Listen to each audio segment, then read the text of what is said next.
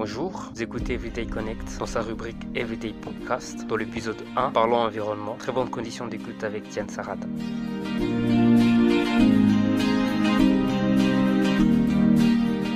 Bonjour à tous, je suis Diane Sarada, une jeune étudiante en faculté d'économie et développement de l'Université catholique du Congo et surtout une amoureuse de la nature. Je me tiens devant vous aujourd'hui à travers cet audio pour vous parler ou alors vous rappeler certains concepts que nous utilisons quotidiennement qui sont à la base de notre vie, qui pourront nous permettre à l'avenir d'améliorer nos vies ou alors à les détruire.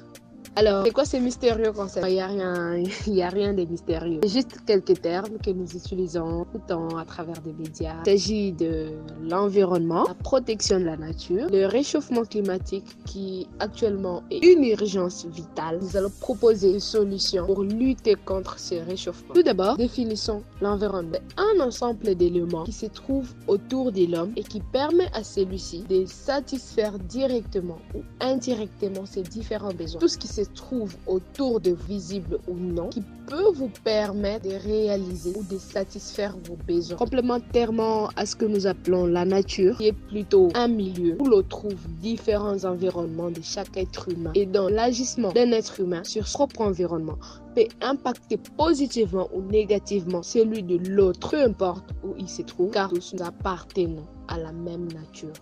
Nous disposons de la même nature. Donc, tout acte posé sur votre environnement va impacter l'environnement de l'autre être humain. Voilà pourquoi on nous appelle toujours à revoir et à réfléchir sur les actes que nous posons autour de nous. À partir de cette définition, nous pouvons comprendre la nécessité et l'importance de protéger notre environnement. Car sans cette protection, non seulement nos besoins ne seront pas satisfaits comme nous les voudrions, mais aussi nos mauvaises actions et notre ignorance sur l'agissement sur notre environnement mettra en péril notre existence et celle de notre descendance pour laquelle nous luttons aujourd'hui.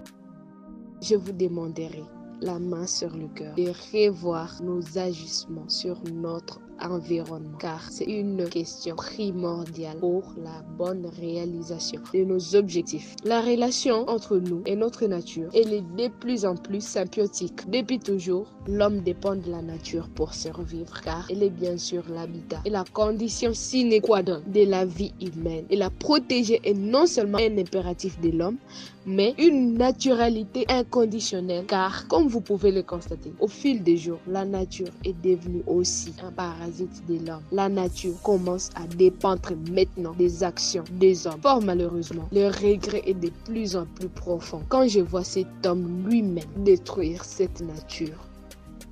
Cette nature qui lui héberge et qui lui offre tout ce dont il a besoin.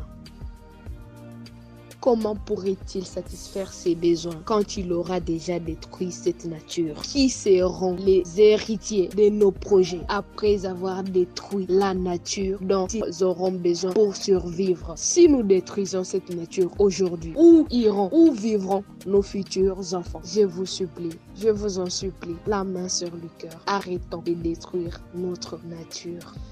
C'est vrai, vous allez me demander, comment ne pas détruire la nature alors que nous avons des besoins, nous avons des projets? La réponse est simple, il faut appliquer certains gestes.